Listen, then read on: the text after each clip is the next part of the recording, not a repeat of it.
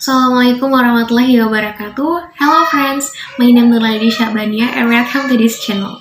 So today I will deliver a persuasive speech with the topic being well organized will help students to avoid stress. How I manage my time so well, how stay motivated to get work done, and while I'm definitely not the most organized human being because there are 100% days where my mind is complete mess. I used to be deadliners and sometimes still I am. And in the process of being well organized, there are many things that have changed my lifestyle. I feel like I've picked up a couple tricks, especially in the past couple of years, that have helped me to turn the mess inside my head into well-oiled machines. And here I want to convince all of you according to the experience I have had. So today I may be sharing some of the secrets with you. Now keep in mind, these are very personal. What works for me might not work for you, but the point here is hopefully maybe you'll pick something up along the way. We have a lot to get through. So let's get started. First is to visualize and put to action. This is basically just a fancy way of saying make a schedule that you can actually look at and not just in your head. I find that having a physical schedule that I can see in front of me registers a lot better in my brain than just trying to remember it later on. So whether that means using a planner, a bullet journal, or a piece of paper, or even a digital apps, whatever works for you. And here I use the books planner also as well as Nabi application as digital to-do list app and also as well as sticky notes that I place on my wall. And alternatively, based on the events and activities that need to be complete, you can construct multiple boards and also the cards because they may be renamed and moved around on the interface to switch various of your process being well organized. And the second is aside time for organization. I know it might sound weird or redundant, but basically I mean choose a specific time in the day where you create your to-do list, whether that is through bullet journaling or through an app like Nabi application. Personally, I do this every single morning as soon as I wake up. I sit down and I think to myself, okay, what needs to be done today? And then I write out that list, and it really sets you up for the day and allows you to have a mental picture of what needs to get done. You can do it at night and prepare yourself for the next day, or you can do it in the morning.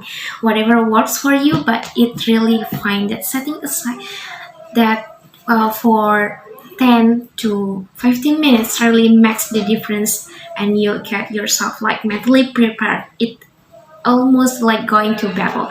You didn't just go in without a plan. You need a moment to prepare yourself and then go to it. So piggybacking off that, you will probably have your large to-do list. And the next tip is to prioritize your tasks. These are very good tips, but for myself, I still manage not to forget the tasks I have. And for my next one is just a quick little one, and it's to have a clean environment. I always find that when my room is a mess, of course my mind is a mess. So even if I just take a couple minutes to tidy up my room, I feel like my mind is mentally prepared to be more organized. And I don't know if that's just me, but it really makes a difference in my life. So maybe it does for you. I'm sure there's some people out there who feel more at peace in chaos, but I'm definitely not one of these people. And my very last tip is done is better than perfect.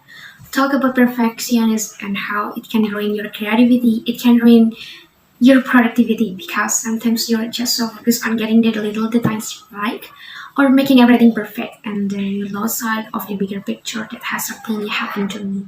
And sometimes I'll focus too much on that thing, and then before I know it, the whole day is gone. And I've only completed one thing and the rest of the tasks have been completely forgotten in some case, and it's really better to be done rather than perfect. You must remember to do the best job that you can do within the confines of a timeline. If you are only focused on the details and making every little things perfect, and you're not worrying about time, you will never get everything done. And not only that, you'll never finish that task because you always find something different to worry about. So from the tips above, it might be able to relieve little stress as a student, but it will be even more stressful when I do it manageable step. Situation where I felt out of control or overwhelmed, I found deep breathing and mindful observation to be the most effective with grounding me, adjusting my self-talk. My self-talk was most effective only when I was at a more moderate or mild stress level. Deep breathing and mindfulness made chaos feel manageable and self-talk made the situation become fun. Whether it was a test or another stressor, my self-talk focused on the opportunity to be challenged, to do my best work and to prove to myself that I could do more than I expected.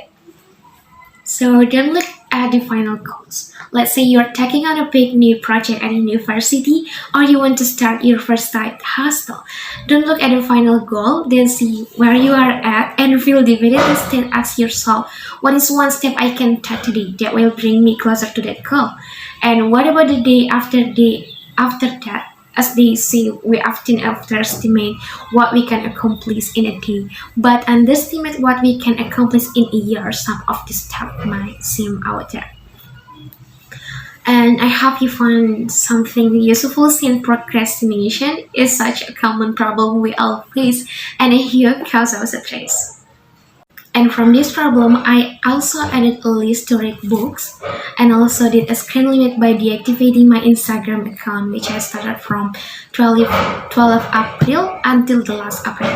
Trust me, it looks like it's on hiatus and it's very helpful not to get bogged down in using social media. Plus, it's like a personal broker where I also aim to read one book per day and it's really works and eventually works. I've read several of these books and also read free books without buying them through eBooks and also Goodreads application or Google Play Books. You must try it. You should. So that delaying time will be reduced and I will be more organized to work on my university project and so on. Alright everyone, so that's where all of my process tips on being well organized, a little bit being productive, also procrastinating less. Hopefully you found this helpful. Thank you for watching and last, Assalamualaikum warahmatullahi wabarakatuh. Goodbye.